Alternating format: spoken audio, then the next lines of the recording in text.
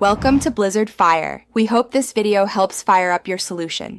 You begin by confirming a backup so you never lose a file. Once done, free at least 500 MB by uninstalling one or two large apps. This prevents interruptions. Now open Settings, navigate to Storage, and tap Cached Data or Apps to locate the offending app. You're acting immediately to remove accumulated temporary files. Doing this clears the system cache and often resolves the data warning because the OS regains space and reduces write errors. You should force stop the app first to prevent background writes. Then choose Clear Cache. This removes temporary files without touching your accounts.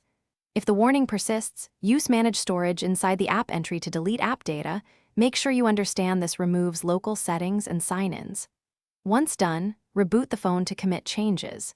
If several apps showed warnings, repeat this process for each, because one leftover app can keep the system flagging a data issue. You finish by rebooting and verifying storage, and the app no longer show warnings. This often resolves lingering flags.